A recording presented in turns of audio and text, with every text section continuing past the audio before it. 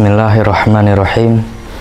Alhamdulillahilladzi anzala sakinata fi qulubil mu'minin liyazdadu imanan ma'a imanihim. Asyhadu an la ilaha illallah wa asyhadu anna Muhammadan abduhu wa rasuluh alladzi la nabiyya ba'da amma ba'd. Qala Allahu ta'ala fil Qur'anil Karim, a'udzu billahi minasyaitonir rajim. Ya ayyuhalladzina amanu taqullaha haqqa tuqatih wa la tamutunna illa wa antum muslimun. Shadaqallahul azim. Segala puji adalah milik Allah, Zat yang maha suci lagi maha pasti. Puja kepada Zat yang maha kuasa lagi maha pemberi cahaya, serta rasa syukur kepada Zat yang maha ghafur lagi maha luhur, yang telah menciptakan Adam dan Hawa, dan yang telah menciptakan siang apabila ia terang, malam apabila ia kelam, serta surga dan neraka sebagai bentuk balasan bagi umat manusia. Dan jika lautan dijadikan sebagai tinta, pohon-pohon dijadikan sebagai pena, dan muka bumi ini dijadikan sebagai kertasnya, maka itu semua tidak akan cukup untuk mencatat nikmat Allah yang telah diberikan kepada kita. Allah berfirman dalam Quran Surat Fussilat ayat 49-51 yang artinya, manusia tidak jemu memohon kebaikan, dan jika ditimpa malapetaka, mereka berputus asa dan hilang harapannya. Dan jika kami berikan kepada manusia nikmat, lalu dia berpaling dan menyuhkan dirinya dengan sombong, tetapi apabila dia ditimpa malapetaka, dia pun putus asa. Inilah yang harus kita pikirkan jika tujuannya karena Allah. Mari kita ikhtiar untuk bersyukur dengan yang pertama, akui setiap nikmat berasal dari Allah Subhanahu wa Ta'ala. Dikala impian belum terwujud, pastinya kita akan selalu banyak memohon dan terus bersabar menantinya. Namun, dikala impian sukses tersebutlah tercapai, kadang kita malah lupa daratan dan melupakan yang di atas yang telah memberikan kenikmatan. Oleh karenanya, apa kiat ketika kita telah mencapai hasil yang kita idam-idamkan? Inilah yang harus diakui oleh setiap orang yang mendapatkan nikmat. Nikmat adalah segala apa-apa yang diinginkan dan dicari-cari. Nikmat ini harus diakui bahwa segalanya berasal dari Allah, dan jangan berlaku angkuh dengan menyatakan nikmat ini berasal dari usahanya semata. Ia memang pantas mendapatkannya. Inilah tabiat manusia yang tidak sabar jika ditimpa kebaikan ataupun kejelekan. Ia pun akan selalu berdoa kepada Allah agar diberikan kekayaan, harta, anak keturunan, dan hal dunia lainnya yang ia cari-cari. Dirinya pun tidak merasa puas dengan yang sedikit. Bahkan jika sudah diberi lebih pun, dirinya akan selalu menambah lebih. Tetapi apabila dia ditimpa malapetaka, dia pun putus asa. Namun, lihatlah bagaimana jika ia mendapatkan nikmat setelah itu.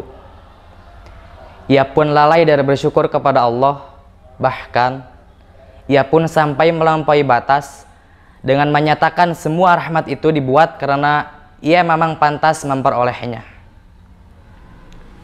Sifat orang beriman, tentu saja jika ia diberikan suatu nikmat oleh Allah dan kesuksesan yang ia idam-idamkan, ia pun akan selalu bersyukur, dan bahkan ia pun sampai khawatir jangan-jangan ini adalah cobaan yang akan membuat ia semakin larut dalam kemaksiatan yang ia terjang. Sedangkan jika hamba tersebut tertimpa musibah pada harta dan anak keturunannya, ia pun bersabar dan memohon karunia Allah agar terlepas dari kesusahan, serta ia tidak berputus asa. Yang kedua, ucapkanlah tahmid. Ini realisasi berikutnya dari syukur, yaitu menampakkan nikmat tersebut dengan ucapan tahmid melalui lisan. Ini adalah yang diperintahkan sebagaimana firman Allah Subhanahu wa taala dalam Quran surat Ad-Duha ayat 11. Wa amma bi ni'mati rabbika fahadits. Dan terhadap nikmat Tuhanmu maka hendaklah engkau menyebut-nyebutnya. Rasulullah Shallallahu alaihi wasallam juga bersabda dari hadis riwayat Ahmad, at-tahadatsu bi ni'matillahi syukrun wa tarkuha kufrun. Membicarakan nikmat Allah adalah termasuk syukur, sedangkan meninggalkannya merupakan perbuatan kufur. Lihat pula bagaimana impian Nabi Ibrahim alaihissalam ketika dirinya memperoleh anak di usia senja. Ketika impian tersebut tercapai, beliau pun memperbanyak syukur kepada Allah sebagaimana doa beliau ketika itu. Alhamdulillahilladzi wahabbali alal kibari Ismaila wa Ishaqa innallaha sami'ud du'a. Segala puji adalah milik Allah yang telah menganugerahkan kepadaku di hari tua ini Ismail dan Ishak. Sesungguhnya Tuhanku benar-benar maha mendengarkan doa. Ketika seseorang merasakan nikmat Allah Subhanahu wa taala berupa nikmat kesehatan badan, ia pun ditanya, bagaimana keadaanmu pagi ini? Lantas ia pun menjawab, alhamdulillah. Oleh karenanya, hendaklah seseorang memuji Allah Subhanahu wa taala dengan ucapan tahmid atas nikmat yang diberikan tersebut. Ia menyebut-nyebut nikmat ini karena memang terdapat maslahat dan bukan malah ingin berbangga diri ataupun sombong. Jika ia melakukannya dengan sombong, maka ini adalah suatu hal yang tercela. Yang ketiga, memanfaatkan nikmat dalam amal ketaatan. Yang namanya syukur bukan hanya berhenti pada dua hal sebelumnya, yaitu menampakkan segala nikmat Allah itu berasal dari Allah dan menyebut-nyebutnya dengan ucapan tahmid melalui lisan. Namun hendaklah ditambah dengan yang satu ini, yaitu nikmat tersebut hendaklah dimanfaatkan dalam amal ketaatan dan menjauhi maksiat. Contohnya adalah jika seseorang mendapatkan nikmat dari Allah berupa nikmat kedua mata, maka hendaklah nikmat tersebut digunakan untuk mentadaburi dan membaca Al-Quran, bukan malah digunakan untuk mencari-cari aib orang lain dan disebar di tengah-tengah kaum muslimin. Begitupun pula jika seseorang diberi nikmat kedua telinga, maka hendaklah nikmat tersebut digunakan untuk mendengarkan lantunan ayat suci Al-Quran, bukan malah digunakan untuk mendengarkan lantunan yang sia-sia.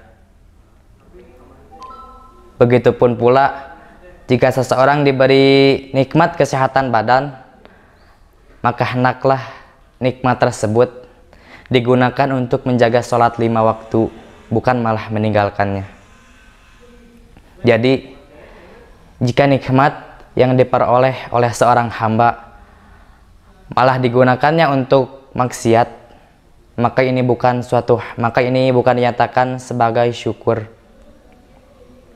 Jadi jika kita mendapatkan bahkan merasakan nikmat dari Allah, akuilah bahwa nikmat tersebut berasal darinya, serta ucapkanlah tahmid atas nikmat yang diberikan tersebut.